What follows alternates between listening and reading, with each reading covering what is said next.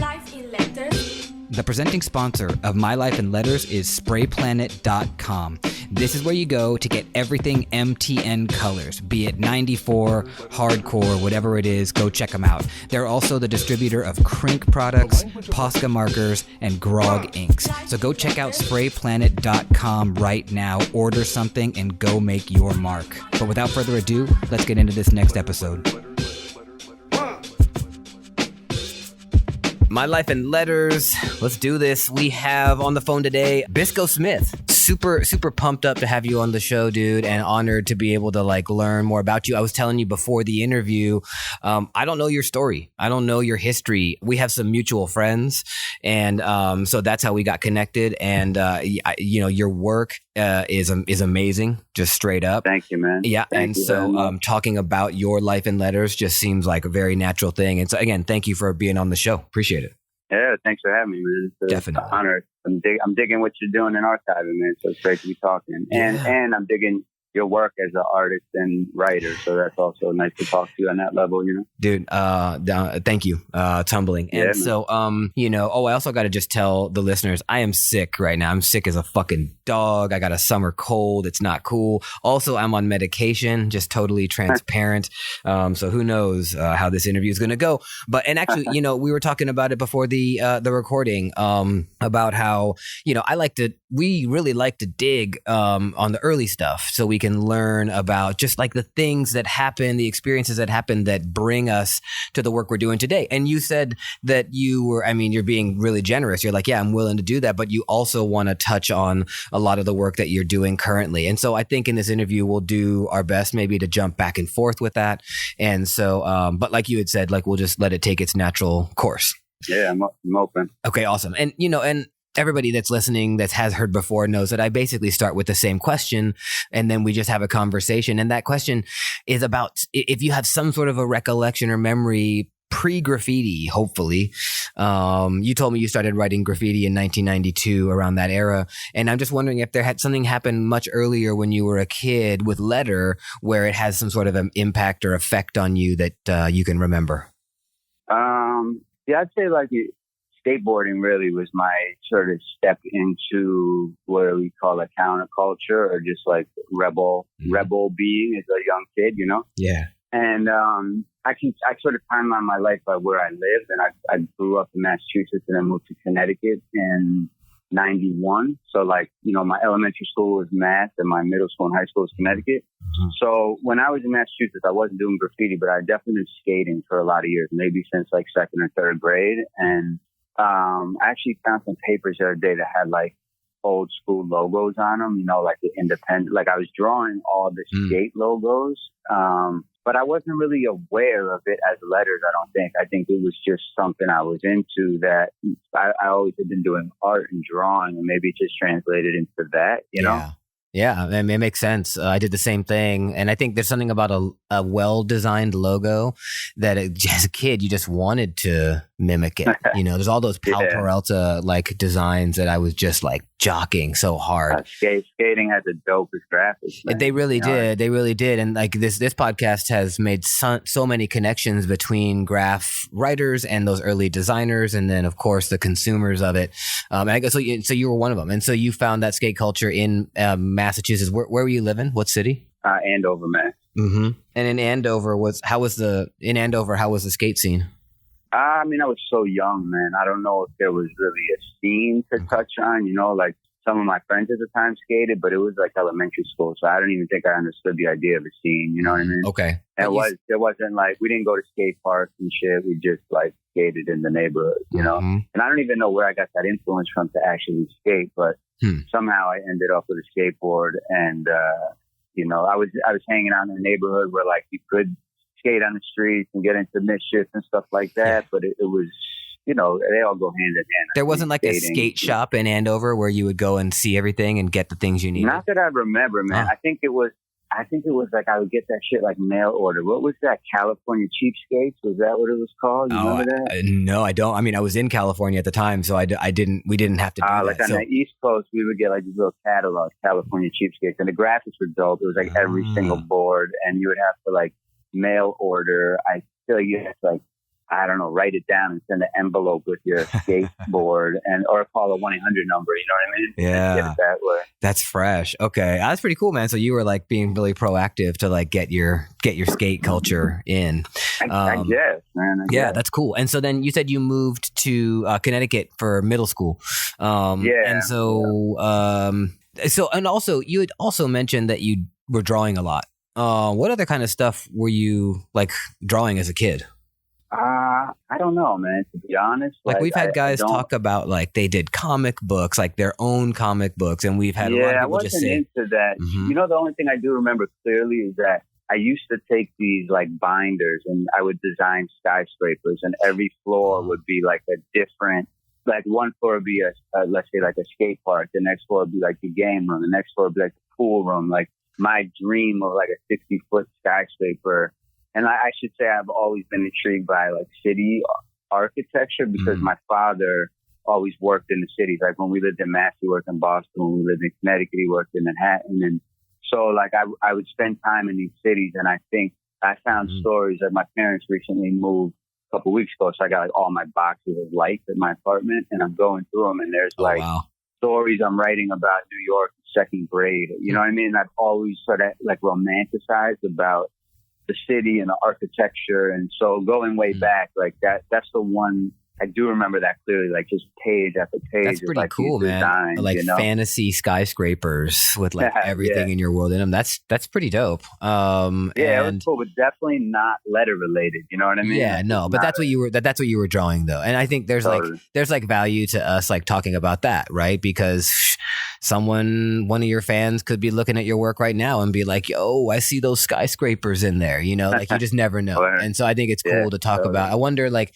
did architecture? That was just something that you were interested in, or did your parents have any influence on that? Were they into it? Nah, I think it's just me, man. Like I still feel to this day, like, you know, when I'm in the city, whether it be like my neighborhood in Queens or in Manhattan, or I just feel good and I feel energized by the structure. Definitely. And when I go into the suburbs or I go into, you know, I spent some time living in Venice, California, and like it's lower and everything is not the same. And I'm just since a kid been intrigued and powered up by the structures. You know? Yeah. And so then, and I think that's like pretty universal. I think a lot of people, at least myself included, feel the same way.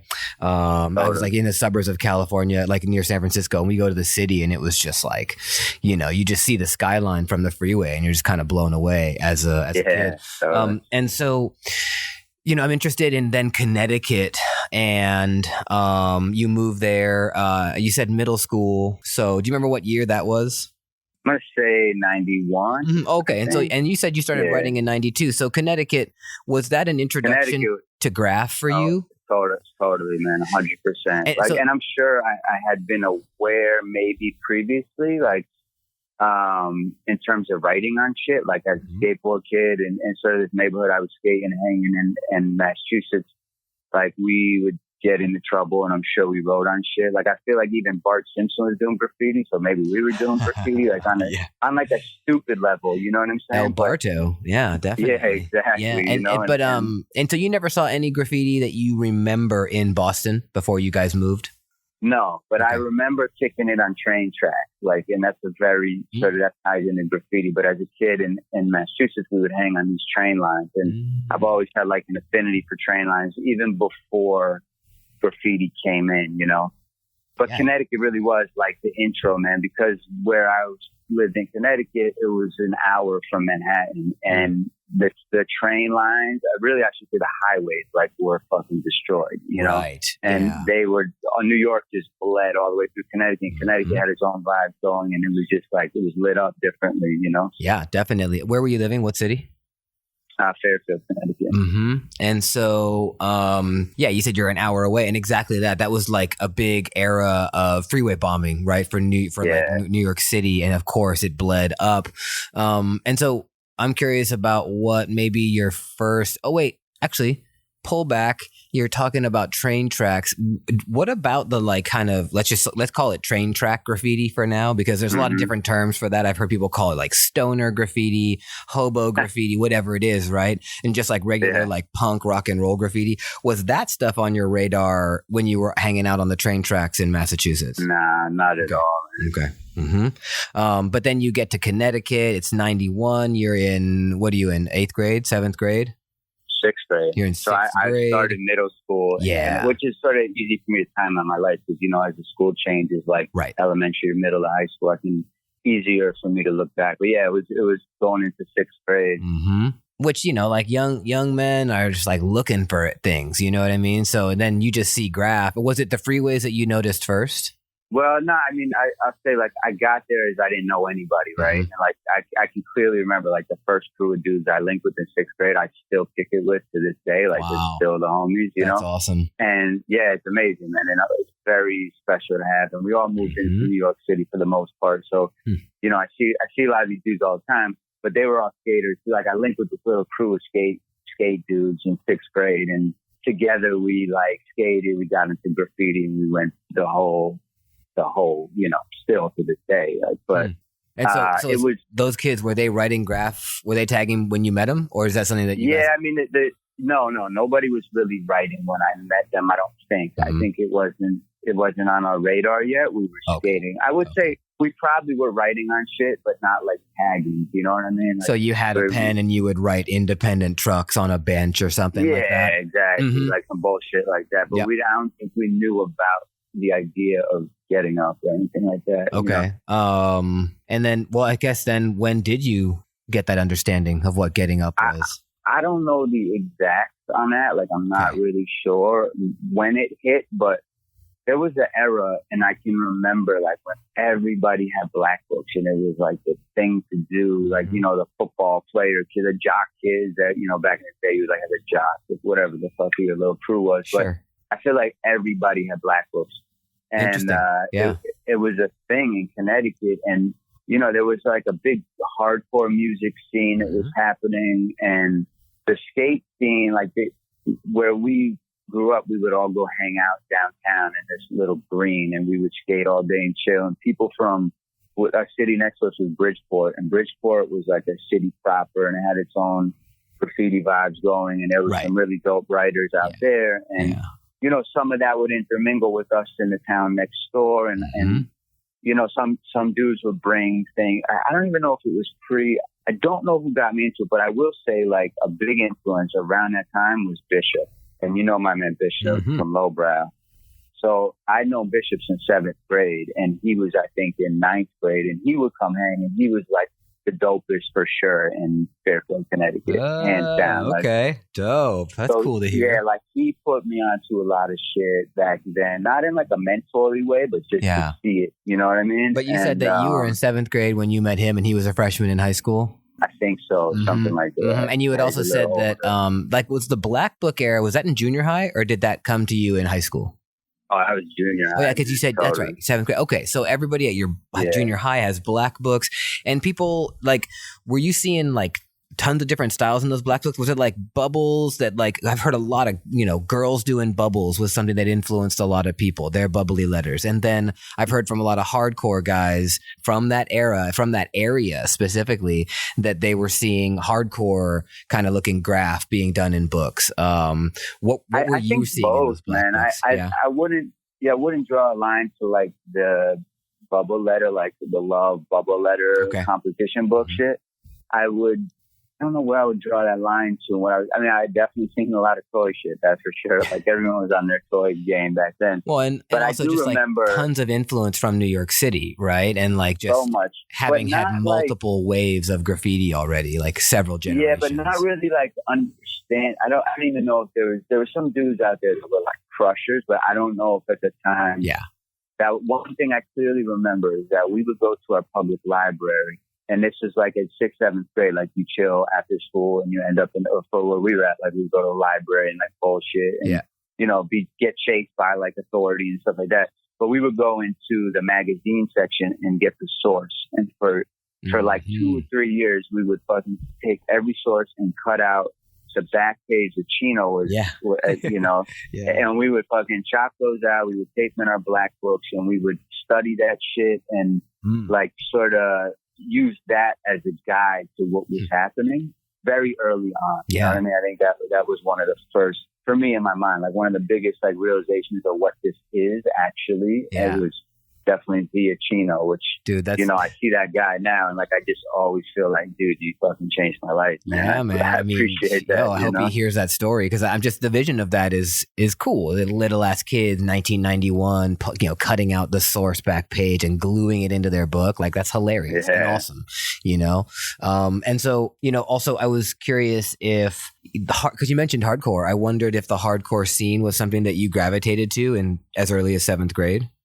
I feel like, yes, we were around it. Like there was a spot that used to throw all age shows called the Beanery. Oh, what was it called? The Beanery.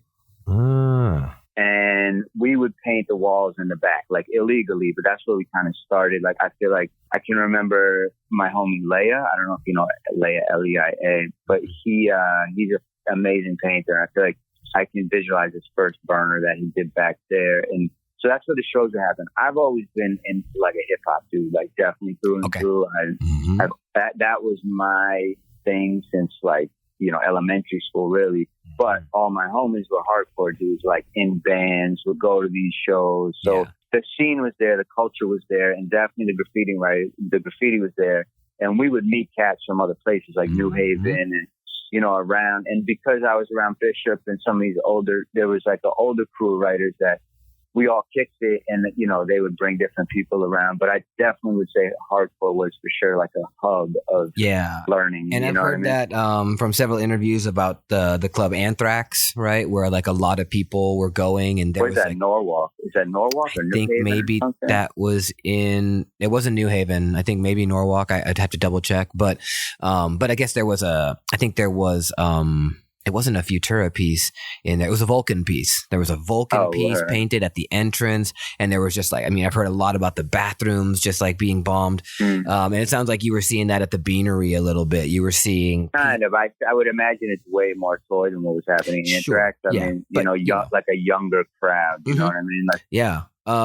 Like, but it had a influence on you, it sounds like, painting 100%, in the back. And like so before we get to like painting in the back of the Beanery, like if you are in Connecticut now in 91, you know, you're a kid, 6th grade, it's 92, you're meeting all these people and everybody's kind of getting this like influx of graffiti culture, whether it's toy or not, but you guys got this big wave of it. When did you first say, oh yeah, this is something that I want to do? I got like a definitive moment for this shit to happen. And it's kind of like, it's pretty interesting. Like, or not, I don't know if interesting is the word, but anyway, a homie of mine who was writing at the time. We had this house party. Like, we would have these parties, and I remember someone was playing Videograph, and like we were all watching Videograph. And I remember 7th grade, and it was also the same time like Dr. Dre had put out the Chronic, and I feel like we emulated, you know how we had, I don't know if you remember the Chronic video, but there was like a refrigerator of 40s filled top to bottom. Like we emulated that. We were like, we're filling the fucking refrigerator of 40s. We're having this party, you know what I mean? And so because we were next to Bridgeport, we had access to some shit that it was easy to go into the city and like tell homies to go get like a case of 40s when we were 15, you know? So we had this whole party going and the police came and broke it up. And I bounced out with this dude who I'll remain nameless due to other things later in life. But this guy took me, it was kind of near the train line. So bouncing from the police, we cut through the train tracks. And he had a flashlight and he took me under this bridge and just showed me the light, bro. And it was like, I remember the walls were just lit in a way that I had never seen graffiti in my face like that. And it was like, oh shit. And then I think that's when it became like a real thing on the level was like, I got to fuck with this, you know? Wow. And that's interesting too, right? Because they say, I've just like read about like experiences like that when they like fire in our brain, they like wire in our brain, right? And so you had this 100%. Like supercharged adrenaline moment and then you see these lights on the graph and that just like put some impression on your brain, which has now lasted. Yeah, it was amazing. 25 years. Like, that's cool. Totally. I can still see it right now. Can you remember the bridge? Is it possible if you remember any of the pieces or names that you saw down there in that moment? Not that night because I don't. It was like flashlight. You know what I mean? Yeah, you okay. can get like, But you just saw shapes and colors and lines, and it just wired. Yeah, and I can't put the timelines together, but I will say there was a bridge I used to go to. I used to kick it in Norwalk, Connecticut. And I would go under this bridge as a kid, and not knowing really about graffiti too much, I'd pick up the paint cans and just write on the walls. And then later in life, I realized, I was probably dissing like all this shit as like that toy kid that, shouldn't be down. But I had no knowledge of what I was doing, and nor did I have light to see what I was going over. And sorry, did you say you were in that bridge in Norwalk before that experience? Yeah, it must have been because I didn't know really what was up. I had no idea really. I don't know. It's weird. Timeline I can't. That's okay. I'm assuming it must have been before. Yeah. I was like really put on to what was happening, and I was just like. I'm curious where you got that paint from. Where were you getting? I was down there, man. It was like people just throw their empty. It wasn't like I was just like taking the empty cans and fucking trying to write on stuff. And what would you write? I don't know back then, but I can tell you my first. I remember when this dude gave me my first word to write. Yeah. And I remember, bro, it's so clear. Like I was in chorus class, and I'm sitting next to my homie who was from New York, from Yonkers. He had moved to Connecticut. And we were talking about some graffiti shit, and I was like, I need a word to write. And he's like, there was a DJ at the time, DJ Aladdin. I don't know, I don't even remember that DJ, but I know there was DJ Aladdin. He was a hip hop dude. He's like, you should write Aladdin. So I started doing these like, like back in the day, had to do like a rectangle and then sort of like a warped in the center, so like curved out on the side, and then do the vertical lines and cut your letters out from that rectangle. Yeah. That was like my first style for sure. The rectangle cut fucking line shit. You were writing Aladdin, and like horrible word, Well, actually, I just wrote it down. The letters aren't that bad, actually, to be honest. Maybe because I have some of those letters in my name, but that first sketch, that like rectangular cutout style sketch, like where do you think you learned that from? What? I would say skate graphics, 100%. I don't know which one, but I feel like graphics were there was some graphics built on that, And this was in chorus class in what, 8th grade now? Or are you in 7th grade? I feel like 7th grade probably. And so like when you first met Bishop, or even 6th grade, man, I may be like I may be off a little bit. Like it might have been 6th grade. We can just say 91, 92, right around. Yeah, I say between 91 and 93. And like, that's when I was in middle school. So and you met Bishop at that same time. Yes. Okay, and like when you met him, and he was writing whatever. What was he writing? What was he writing at the time? I think he was writing E-A-Z. E-A-Z? Oh man. E-A-Z or E-A-S. Oh dude, I want to do. I gotta like do an. But he used to do these fucking. Without blowing him up too much, bro. Like he used to do these E's, and these E's were like so impressive. And I remember he would bring like 50 cans to do one E, and the E, like back in the, remember like a piece used to take like a whole day, like a 12, 15 hour fucking thing. And he would spend all day doing these, and it was the dopest shit I had ever seen. But in retrospect, I'll be like, damn, dude, that shit took a long time with a lot of pain. Yeah, that's funny. Really funny, dude. And what I was bringing him up for was because if he had skills and he had some clout, even within just Fairfield, like, what did you introduce yourself as? Were you like, yo, I'm Aladdin? Like, what did you? How did that go down? I don't know, bro. I remember. Bishop might have been post Aladdin. I feel like I had already been, like, he didn't get me into graffiti, but I think after I wrote Aladdin, I wrote Sec, S-E-C. And I feel like that's when I met Bishop, when I was writing that. And what was Sec all about? This letter forms, man. Strictly letter forms. And so, like, by the time you meet Bishop, did you had you gained a little bit more skill? Yeah, like I had a bubble letter. I wasn't doing like the rectangular skateboard C's, Okay. And like when you were writing Sec, were you guys going out bombing? Yeah, I was gonna say I think that's how like we connected. Like we were writing and like small town mentality shit. You know what I mean? Like our middle school was across the tracks from the train station, and we would all chill at the train station after school and like just get into shit and skateboard. And they had like these really dope curbs you could skate on, and they had a little spot you could like hide out and smoke cigarettes and write graffiti on shit. And the older cats used to come down there, and there was also a prep school up the street that all the kids would have to take the train back. So like after school, there was just mad kids at the train station. Mm-hmm. And so then you have like the tying of the train lines, which was interesting. Yeah. To the graffiti, to the culture, to after school, and it kind of all met there. Was that like your writer's bench a little bit? Yes, 100%. That's cool. Totally. That's cool. And so then, like, how did things progress? Like, how long did you write Sec? And like, were you? Say that again. How did we what? I was asking, how did it progress, and like, how long you were writing Sec, and also like, did you hit real spots, or did you hit, were you just doodling it still? Nah, we would kind of mess shit up, like the cops knew who we were. We would be stopped. They would take our paint. Like we had this area, right? We called the Circle of Death. And this is like middle school, like because you had to walk everywhere, So we would have paint. So I should preface it by saying there was a building in our town off the train line that we called the Art Room. And the Art Room was like, still to this day, the dopest abandoned spot I've ever been to. It had, when we got put onto it, there was like skate ramps built outside, like shitty, but heads would skate out there. Then you would go inside. It was an old machine factory. It must have been, it had a basement, a main floor, a second and third floor, and a rooftop. And it was like, I don't know, hundreds of thousands of square feet. I mean, you could get lost. You could run from the police. There's so much you could do in there. And when we would go there as kids on like a Saturday, and I might be jumping forward a little bit, but cool. There was mad writers there, and you would just run into people, and like sort of that was another outside of like the more populated train station. That was like a space of community that was happening that was on the outside, illegal. You know what I mean? And sounds dope. That was sounds a very formative space. How long did the art room exist like that? Years, bro. I mean, we were going there, like even when I was in college, we would go back there, and eventually they tore it down.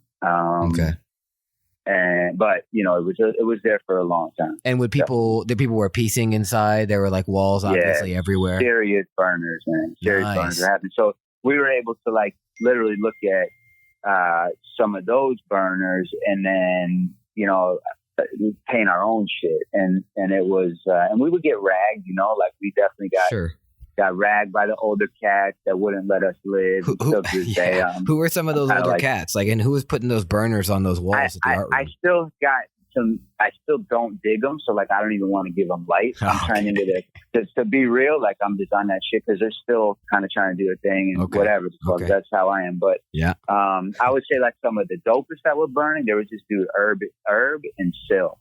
ERB and CIL, they like smash it, man. They had the highway smash in Connecticut, the Bridgeport, Fairfield, New Haven, Norwalk. They were like the killers of our area. Okay, dope. I have actually never heard those names. What kind of style were they putting up? Bubble, simple so these guys were bombers. And like, yeah. And I don't know if you know Connecticut style. I'm sure you talk about it all the time, but like pre-internet, there was style associated with location. Of course. So, like Connecticut had its own style, and you had like Jack, Envy, Bell, iMock Crew was big back then. And, it's like that style, like Gay's got that style where it's kind of like I don't know how to explain it, but like people know it. Circular. We know. Yeah, like Gay. People know. Style, right? Yeah, all you have to do is say Gays or even just like DF and I am okay. And it's like, okay, we know. Exactly. So like Sil kind of had that style. Herb was a little more bubbly. But those were cats I definitely looked up to. They were doing it, and they were in that factory. Like when I met Sil, this dude, I remember he rolled up with like a trench coat and opened his jacket, and there was like 20 cans of paint. You know what I mean? Like that little things, like old school. Like, and the building was crazy because you could like throw TVs through the window and take sledgehammers and like just wild out as a little dude. Yeah. And we'd be in there painting, breaking walls, fucking causing mayhem, skateboarding, and just like an autonomous zone. You know what I mean? No police. Sounds great. Yeah, it's a dream, bro. I wish I had it today. Yeah, right. Still be doing that shit. And so you're talking about Herb and Sil. Were those the kind of guys also that might have ragged you, or were they just too busy to be going and ragging people? No, they were cool people. They like let the little kids do little kid thing like that, and that's sort of my thing. Like coming up still, like I'll encourage. I don't care if it's I don't care what you're doing. I'll encourage that because that's like I'm not guarding it like you're gonna. I don't know. And I mean, it's like I'd say. I'm sorry. When I interviewed Scheme, he says toy. Like don't ever feel bad about toy. Toy is just like our culture's word for novice, or amateur. That's how I feel. You have to be that to to move forward. And so it just, it has to be there. But at the same flip, like if dudes weren't ragging us, maybe I wouldn't have worked so hard. You know what I mean? Yeah. And maybe that's also a sort of commentary, maybe to just without fast forwarding, but today's culture is very like open. And back in the day, I think it was tougher to like you would get toyed at spots, and you definitely like for us. Yeah. There were spots we wouldn't go to because I knew I was too toy. Like I was like, I'm not fucking with that. Like I might get toyed and beat up at the same time, you know? Exactly. Yeah. And now I feel like there's a path you could just paint. It's like, blah, blah, blah. We're going to paint some cats on the wall. It's kind of true. I know. Yeah. It's questionable. You know? It's definitely different.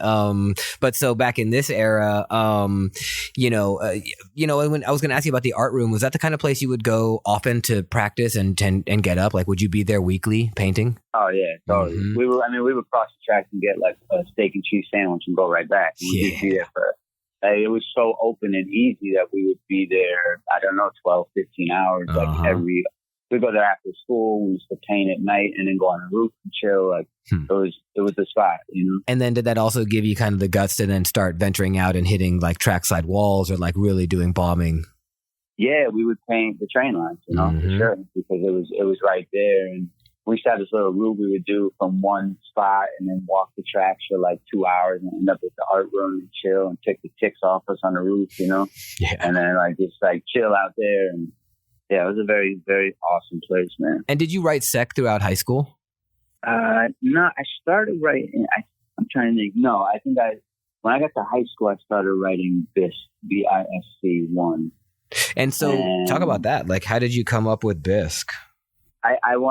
In retrospect, like if I put the O on it later in life, I think it flows better. Like I don't think the Bisc is it's a weird word, but you know, back then I wasn't really thinking about it lasting any more than tomorrow. It was just like, that's a dope word. The letter structure was there. And I remember like writing out the alphabet, looking at dope words. And I will put this on record, and I should tell Bishop this, because again, a big influence of mine. Like I kind of feel like part of my influence to put the BIS was built out of the Bishop, because he was always BISHOP, you know? But he didn't write Bishop, he wrote Ease, but I think that might have been an influence from him. But also the letters were folks. I love the letters, you know, like the way the C breaks out. And like you were saying with Sec, it was just like about like letter combination, right? And so Bisc, I never was aware of like, oh, this word should have power and I should think about what this word means. You know, but obviously it's powerful enough. You stuck with it for 20 something years. And so, I guess so. And so you write Bisc throughout high school. What was your high school life like, bombing and living in Connecticut? First year, I actually had to go to private school because, you know, I was like getting into too much shit. My parents tried to split me up from dudes like Bishop and the homies I still chill with today, you know. Interesting. That didn't really work too well, but I had to go to this other school that actually was interesting. Was that it was the private school and there was people from other places. So I became good friends with some folks from Bridgeport, and they like put me on to graffiti and hip hop as well. And there was more of a diverse community of dudes. It was all boys school, but they were coming from everywhere with different influences. So I did that for the first year. Okay. And I think, don't know if I was like as active then, but I was still writing, but at the same time, I was getting really deep into hip hop. So what I would do was go into Manhattan. Like my brother taught me how to go to the city at like the age of 12 or 13. And we would go buy fireworks and sell them in Connecticut. And we would kind of scramble through the city on the train because it was like $1 when you're under 11 to take the train to the city. So we would, you know, hustle that. And I was buying mixtapes at the time and like really getting into hip hop in a way that graffiti was just part of what the bigger picture for me, you know? And high school for me was about painting and playing records. And I painted a lot, and then I got in trouble. Like we all got knocked, and thankfully I was underage at the time. But, you know, it was a big deal for us back then, and it definitely set us back. And at that time when I had stopped writing, I got really into DJing because I just found a different outlet. And I had already been making like stop and play tapes and, you know, that kind of shit. And I slowly got turntables, but so high school, I shifted, like it was it was really into the culture of hip hop. I was breakdancing too, and writing raps and shit, and like really doing all of it. You know what I mean? Nice. And so you wanted to be like this kind of well-rounded hip hopper, right? Like all elements. I don't know. Basically. I don't know if I thought about it. I just well, you maybe not like thought about it, but you wanted to be boy. You wanted to MC. You wanted to do graph. You wanted to spin records. You loved it all. Definitely. And all of it, what's the fifth pillar? Knowledge. Right. And so, and you said you took a break. And so I'm wondering like how long you were taking that break and just focusing on all other things hip hop. Or so I want to say like I was probably a sophomore, junior in high school. I think a junior when all that shit went down. Right. So that would be 96. And I started really getting into DJing, and you know, that was my thing for a while. And I can, if you want, I'll just jump back to when the graffiti flashed again, you know? Sure. And so I was fortunate enough to go to art school in Brooklyn, and I've always been between art and music. That's like my whole thing since forever. And I was thinking about going to engineering school for music or art school, really, because that had been implanted in my head via graffiti years before. You know, I just wanted to go to New York to art school. Yeah. And I ended up going to Pratt in Brooklyn, and you know, very fortunately went there. It was amazing. And what did you study there? Were you studying fine art? Graphic design. So when I got there, I rolled into art school with like 15 crates of records, and I was DJing day one. Like, you know, the dorm dude was like, "Oh, you DJ? Come play tonight. It's a thing, whatever." Nice. And it's just like, I'm in New York. I'm doing hip hop. It was fucking amazing. Yeah. And we were doing. I linked with some MCs. We were doing shows. And, what was your DJ name? I was like Biscuit. DJ Biscuit. Yeah. Dope. Okay. And I used to slang tapes. Like I would make mixtapes. I used to sell them like Yellow Rap Bastard on Broadway and sell them hand to hand, like really trying to do the thing, you know? And then I was so fortunate to meet Mears, and Mears fucking shifted my life, dude, like in a way that was really awesome, you know? And what he said, hey, let's paint, or what? Well, so I had homies at FIT. My good friend Leia went to FIT. He's my friend from sixth grade, so he's in FIT, and we used to go hang out on the FIT block, 27th and 7th, and like between 7th and 8th, back in the day, they used to shut it down, so you couldn't drive. So like literally, dudes like friends of mine now are friends, but then were like just people I was learning to or just meeting would bring out the cardboard, and they were dancing, and like we could chill out there and drink and just chill. And Mears rolled up one night. It's vivid, like another vivid memory, on his scooter. He used to cut this scooter through the city, and he rolled up on his scooter, and like we were right. You know, I was into graffiti. I just wasn't active. I wasn't painting, and I was like, you know, still catching black book tags and sort of in the culture for sure. And here comes Mears with like, he breaks out, I think 4 or 5 black books. He's like, you want to see 92 to 93, 93 to 94, 94. Sick. Bro, his black books were the illest graffiti thing I had ever fucking seen.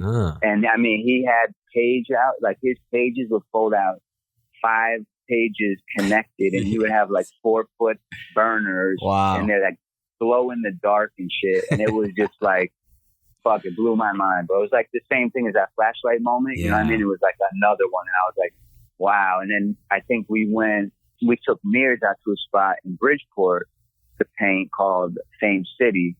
And I think that was like the first burner I did again. And Mears killed it. He was like way ahead of all of us at the time. And, you know, again, inspired us to push harder. And that really like put me back into the game in a way that I hadn't been before. That's you know, sick. like that's an awesome story. And I gotta get some details on that though. Like how you were on the FIT block 27 between 7th and 8th. It was closed off. How did Mears roll up on you and know to even talk to you? Because I was chilling with like my friend that was there was friends with some people he was friends with, and so, you know, it was like all hip hop graffiti people, breakdance. Also, was this after Pratt, or were you still in school? No, this was like freshman year of college. Okay. So I had just got to New York. This is 98. So I had just got to New York, and, you know, I was focused on DJing. And, you know, I'm glad I met Mears for mad reasons, but I was in art school, and the DJing was like pulling me away from school. Like all I was trying to do was DJ.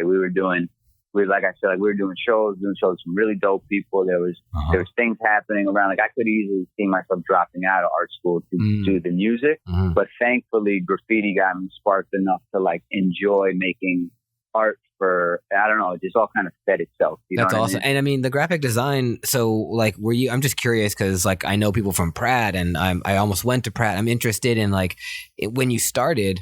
Was the graphic design program like encouraging your style and like embracing that you had this graph background, or was it not really talked about? Totally, It was. totally, Okay, man. good. I looked at, like, you know, I guess I'm going through these boxes right now of life and shit. Like, through my parents just moved in. Now I have projects that are like, it's weird. In retrospect, I'm like, damn, I didn't know nothing about graffiti when I was there. I feel so young looking at that work now. Yeah. Like, if only I knew now what I knew then. But in any case, I made mad projects based on graffiti. Too many. Like, I probably played myself, you know what I mean? But it was Well, that's definitely, cool. But I mean, that makes sense. I mean, what else are you going to draw on? You know, that's what you had, you know? And to this day, man, it's a trip because, you know, the way I make a living now as a painter, it's the same fucking thing I've been doing forever. Like, even stylistically, I can track the aesthetic back 20 years. You know what I'm saying? It's really a trip. That's awesome. And I look forward to hearing more about how, like, your graphic design degree, like, has fed that aesthetic. I mean, I know from past interviews that you worked with Dirty Bandits for a while. And so we'll get to that hopefully in a second. But back to this 98 era, freshman year of college. And it's a 4-year program at Pratt? 4 years, yeah. And you did all 4 years, right? Yeah. And so then you meet up with Mears. You guys start painting. Like you said, you went up to Fame City up in Bridgeport, and he like burned everybody or whatever. And you then kind of got back into it. And so you're sticking with Bisc 1, and that was what you were doing. You like shifted back into painting and focusing back on your degree. Did DJing just end? Or did you always? No, I kept doing it. I was still making mixtapes. I was still like playing shows, and you know, and like I started doing this thing. I was very influenced by Tony Touch, DJ Tony Touch, and I was getting his tapes when I was in high school, and he always had this shit where he would like record rappers on his mixtape, and so I started getting a little more technical. Like I bought a 4-track or a sampler, and I'd make these really complex mixtapes at the time. And, you know, I was doing both, man. I was just a fucking loving hip hop and being in New York City in 98, which wasn't 88, but it was my time. And it was like, oh, yeah, time, dude. You know? That was actually the first year I visited the city. And I remember just thinking I couldn't even tell what the graph culture was like. But I mean, you know, I'd been bombing for 6 years already. So I had like an understanding. I could just look around, and shit was live, you know, even though we hear those stories now that actually like the years before could have been that much better. But yeah, it was your time and you were here. And I'm curious, like, what your bombing life was like. I mean, you telling me you're painting these spots and, you know, track sides and stuff like that. In 98, did you start hitting streets like in Brooklyn, like around? Yeah, we were painting the streets. Yeah, definitely. I met some really dope writers. And Pratt was cool for that. Like, it was like, you know, there's a lot of writers. Yeah, I wanted to ask about that. So can you tell us some of the guys or girls that you were painting with when you started in 98? 98, I met this dude Bills, not the Bills that's getting up now, like older Bills, but he definitely was an all-city cat, and he put it on Crush, and I painted him a lot. This dude Verbs, and he's now really an amazing, I mean, he's kind of like ushered in street art, and Leon Reed is his name, but he used to paint. Trying to think who else was out there rocking this. One of my old school homies, Eason, ESEN, I used to paint with.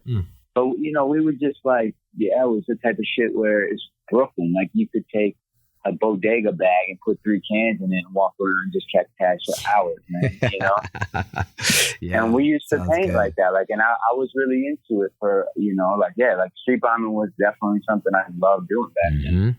And then you were piecing as well. And I'm curious if you were the kind of guy that would sketch letters on paper, or if you were learning on the walls.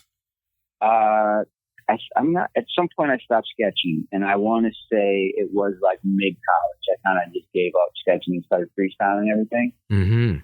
Talk about that for a second. Like, was that a deliberate choice? Was it I don't just know. Like time? I'm not sure. I think I just like. Here's my whole shit. Like, I like to not know what's going to happen. And I feel like when I go to a wall with this sketch, I'm just working because I'm executing what I already know is going to happen. And I feel that way about music. I feel that way about painting. I kind of feel that way about life as a whole. Like, I don't want to know what's going to happen. I'd rather let it happen and be amazed. And sometimes with that mentality, you get some whack shit. Like I'll look at a piece and think, damn, that was not what I.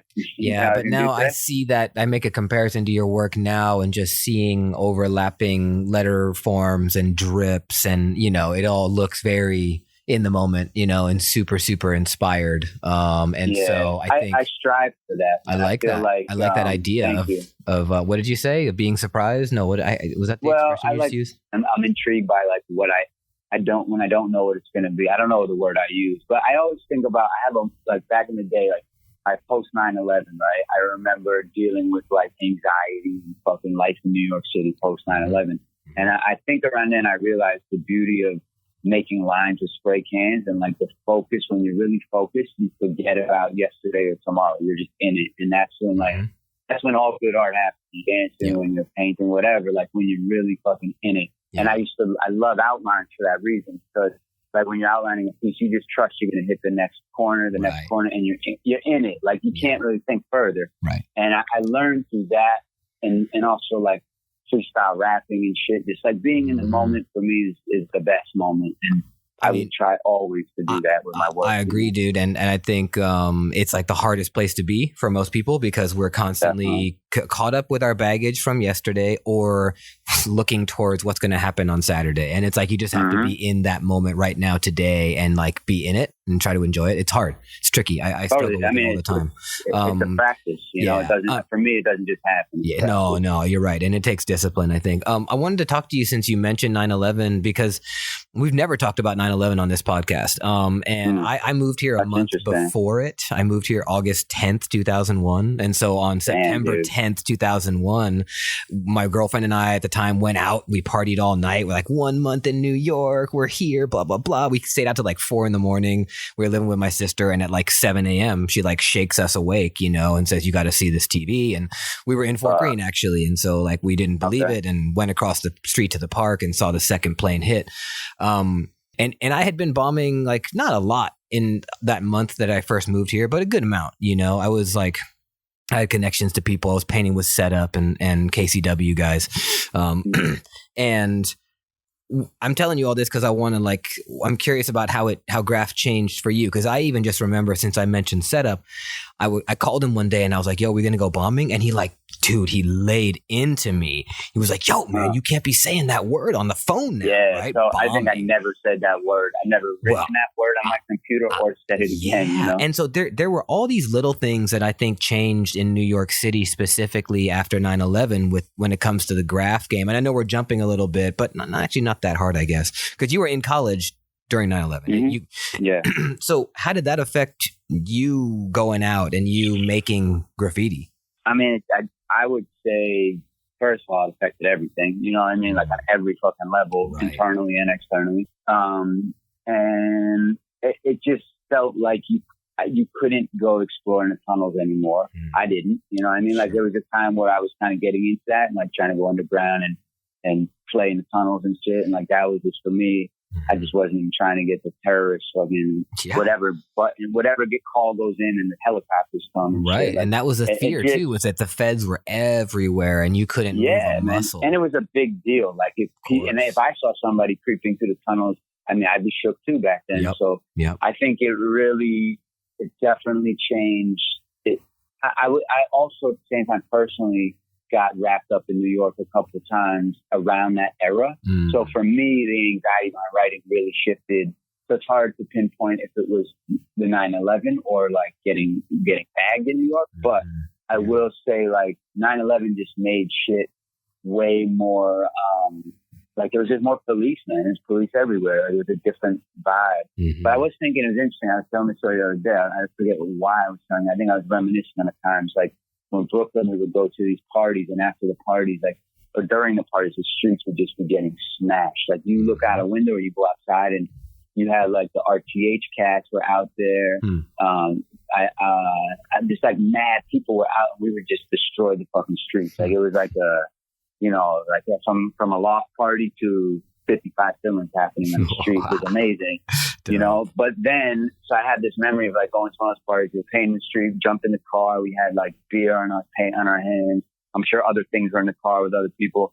and we drive to a checkpoint. New York had checkpoints at the time, you know, and like literally we've been drinking, painting, like you could have pulled us out and locked us all up, but whatever. We were doing dumb shit, you know, and all they did was check out, make sure we're American citizens and let us go. And I was like, well, like it was definitely, and it was by the Williamsburg Bridge, like the state, you know, the state of things had changed, man, you know, it really did. Completely. And do you remember like so, I mean, you said everything internally, externally changed. I agree with that. And I wonder internally how it affected the work you were making. I know how it physically affected you. You couldn't go places, things like that. What about the content? Like, how did it change your content, or did it?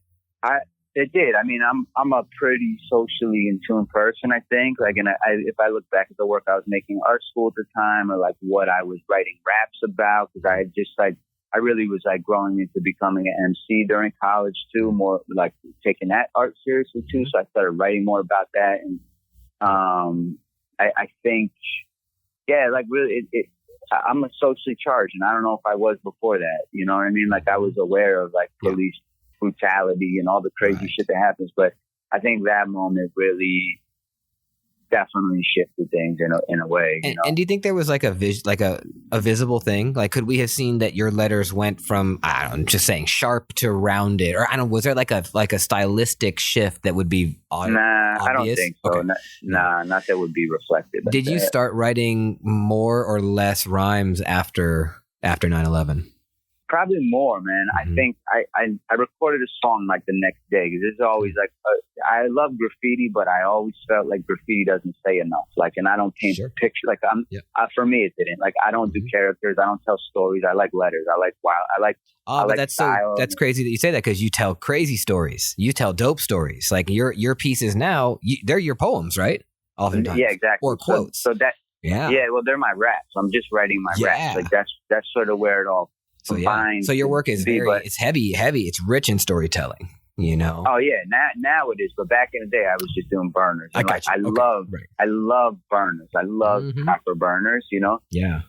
But I had a moment, and I think it was post 9/11. I'm like, what am I doing? I'm putting all this energy in, like, I'm just doing cool shit. It's just cool. I'm not saying nothing, you know? Yeah. And there are a lot of cats that are able to say shit to the graffiti. So I don't want to say it's a graffiti thing, but a personal thing. Like, because I don't do characters, I don't paint pictures of what's happening. Like, I started writing more songs and getting deeper in music because I felt it had more of an impact in terms of saying shit, you know? Yeah. And like, you know, I'm interested. You're talking about how you loved burners back then. I wonder if you can just tell us a little bit about like what's your definition even of a burner? Because I've heard people talk about, first of all, style can be a component to a burner, but like colors, you know, like there's some people that just say, yo, if it's got 25 colors, that's good, and it's a big piece, it's a burner. Like, what's Bisco Smith's definition? I think just like well, let's see. I think you got to go like hands to throw ups, to fill-ins, to simple. You know what I mean? Like, what level does a straight letter cross into a burner? I don't know. Like, for me, does it have to be a wild style? No, definitely not. No, it's just I think it's got to have more than just like a fill-in and an outline. Like, 'cause you can have dope straight letters that are all like a really ill wild style straight letter, but it might be like, or wild style like silver fill black outline. I don't know if I would say it's a burner. But once you start bringing the colors it's silver and black. Okay, interesting. Yeah. Maybe. I don't know. I never actually thought about definition, man. But maybe it's just some shit you look at and be like, damn, that's a burner. I don't know. You know what I mean? Like, I'm not really sure. Yeah, it's interesting. I get a lot of different people's perspectives on that, because there's plenty of people that say, oh yeah, you can do a burner with black and white. Absolutely. So it's like, yeah, it's interesting, you know? Maybe. My definitive like graffiti, if I looked at graffiti and was like, this is the dude that can do it, so the best is Seth. And I think Seth is like, Seth has fucking burn, like he's a burner king, you know what I mean? But, and I think I look at him or like someone like Charlie Dove, you know what I mean? Like that dude can paint a classic New York City graffiti burner, A+. Absolutely. And by the way, just shout out to both of those homies. Come onto the show. Would love to interview you. I would like to hear their stories. For sure. It's funny, just burners. Like a little side note, I saw on a really popular street art Instagram page the other day by some very prominent people, and a dope piece of street art. It was like flowery and characters and like geometric background stuff. The person putting up the post had said, look at this burner by blah, blah, blah. And I was like, wow, like this street artists have now appropriated that slang, and they're calling, you know, flowers and characters a burner. And it was super clean and dope. And I was like, burner? I don't know. That does not fall in my definition of burner. You know what I mean? That's outside of my definition, for sure. Cool. But so I wanted to get a little bit onto that, like what your definition of a burner was. And you said that you loved doing burners at that time. But that, then like you said, you started writing more rhymes. How did things then progress for you, like in post-graduation from Pratt? Like what were some of the things that happened right after you got out of school?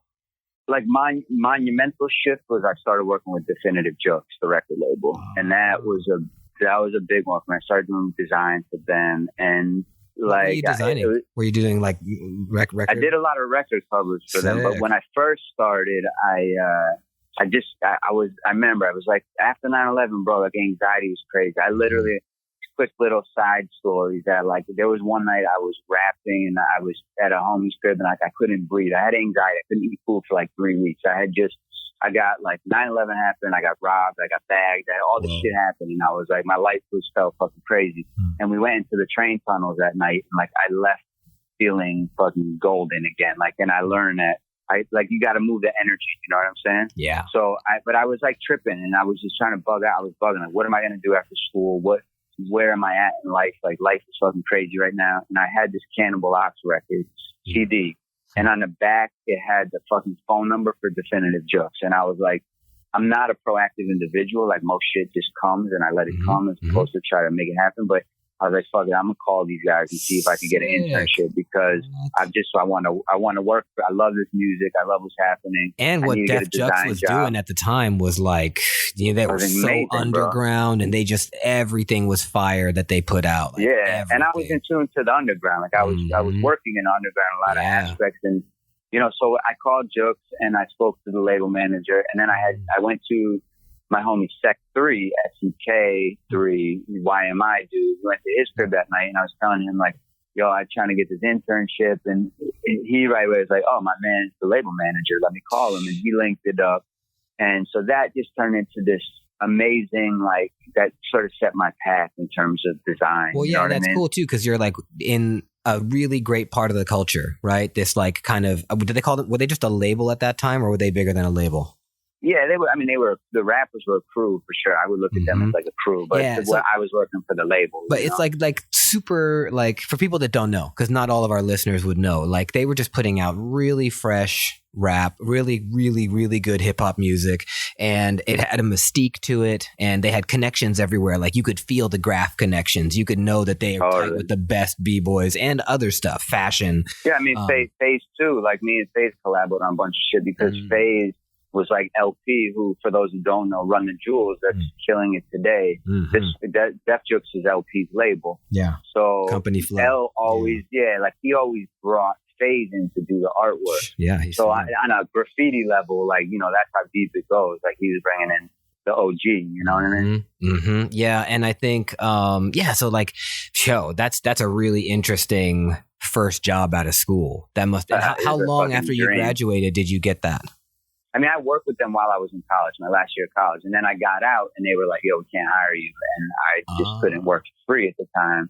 Oh, so you did a non-paid internship with Def Jux when you were a senior at Pratt. Yeah, like 2001, or 2002, I was working with them.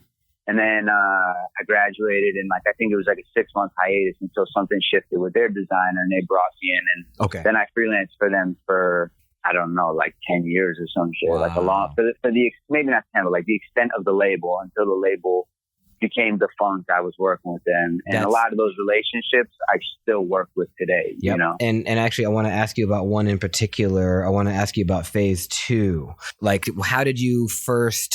Well, I mean, they bring Phase 2 in. You said that LP would bring them in for stuff, and now you're working there as, what was your title at Def Jux? Were you a graphic designer? Yeah, I was a designer. And for the most, after my internship, I didn't really work in the office. I just worked from home, you know? And so then you hear you're going to work with Phase 2 on something. How'd that go down? I mean, I think it first started, I didn't meet Phase yet. I think it was like they would give me, Phase would do like a like a drawing, and then I would redraw the whole thing in Illustrator, and then we would put it on shoes or some shit, or black books or something like that. So I met FaZe by redrawing FaZe pieces, which is interesting and a cool way to sort of trace a master, you know what I mean? I mean, dude, like one person, very few people can make that claim. Like, that's really interesting. Yeah, bro. I mean, he's an amazing guy. Like, he did a Bisco piece for me. I got that shit at the crib. Wow. He's a fucking really great dude. So eventually I met him, and we actually had some mutual friends through other things. And like, he's just always been a good dude, man. I don't know, I don't know. He's a good guy. And obviously he's OG. So like, his perspective is interesting. I never got deep with him on like his perspectives as a whole, but he's one of those cats that like doesn't like the word graffiti and comes from an era of, and I've heard you talk about this previously on your podcast, like, but he's like, what is he, the second generation of writers? And I think that word is a horrible word made by the police and the mayor, like fuck graffiti, you know what I mean? Yeah, graffiti, like, they go back to that. Yeah, exactly. So, and I was always, damn, like that's something I held on to. And he's like, don't use that word, bro. I don't fuck with that word. Interesting. And then did you keep that relationship? Like, are you guys friendly or? No, I haven't spoken to FaZe in years, but I haven't spoken in years. I'll say that right now. But that's dude, what an amazing thing, like you said, to be able to trace the line work of a guy like FaZe. It's crazy, bro. Crazy. And so and then you said you freelanced at Def Jux for a decade while you were doing a whole bunch of other stuff, including creating your own career, right? And so like, I'm wondering now, you're out of school 2002, and you're working now as like a professional designer in New York City. How did you balance deadlines for, a label like Def Jux and doing your own Bisco or Bisc One pieces and graffiti? I just work like 90 hours a week, bro. I actually, for a few years, I had a job, and this was an interesting job too. Like, it kind of goes into the culture as well. It was at this place, Pro Graphics in Long Island City. And this was when like streetwear was bubbling, right? So we used to print Supreme, we would print Futura and Stash's line, we would print all the dope New York City streetwear was getting printed to our shop. So I was doing that 9 to 5, and then I was at Def Jux from fucking 6 to 2, you know what I mean? Interesting. And I was paying dues, I was painting graffiti, it was like I was just living it. I wasn't in any relationships. It was like just straight up fucking work. But all work, with the 9 to 5 was cool for folks, but it was a job, and like that was just for the bills, you know what I mean? But also, I mean, dude, and associated with the culture, Yeah. I mean, maybe not Supreme. I don't know how Supreme is connected, but printing Futura and stuff. It's very, very connected, and I've been very lucky my whole adult life to keep a roof over my head via hip hop, the culture, and really about some shit that I love. I'm so passionate about.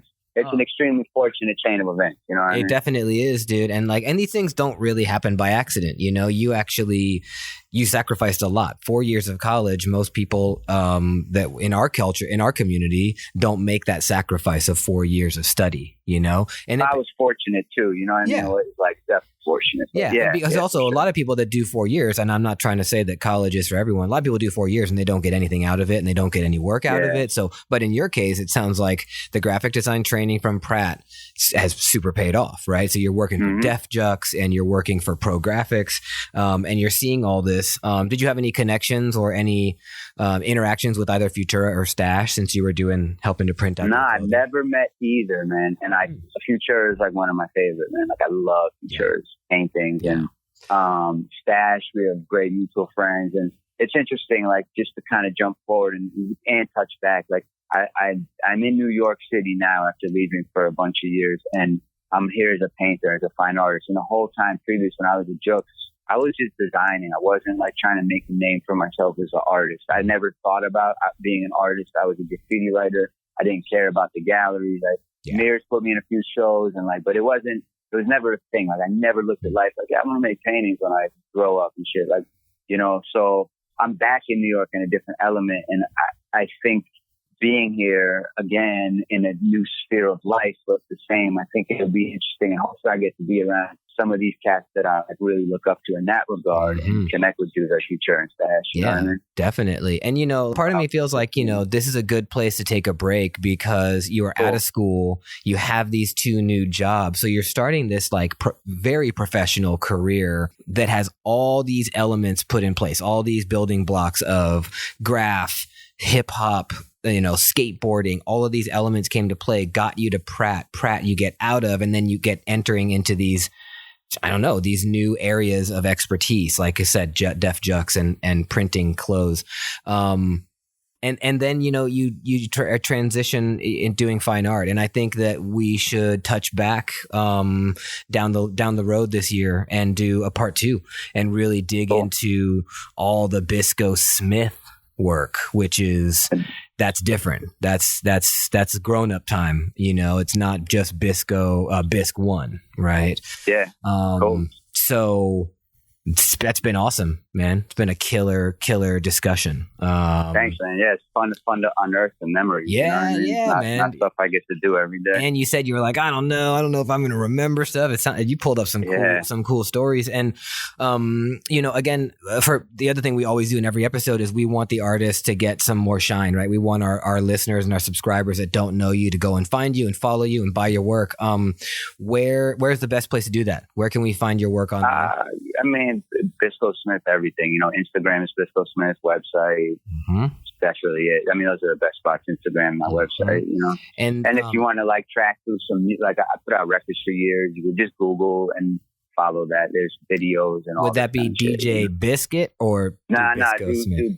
Bisco Smith or Bisc 1. Dope. Okay. And that would be fun stuff to talk about because I did projects with Videograph, but as a rapper, and I've been so fortunate, bro, to connect with so many people through the culture, and the culture has been so kind to me. I love it. I just feel so much gratitude towards it that it's a special place, man. And things like this where you're archiving and we're talking about it and giving recognition where it's due to a lot of cats, I think is a special thing, man. And it is. And actually, I'm glad that you talk about being grateful and having gratitude. I think that's actually, it's in short supply.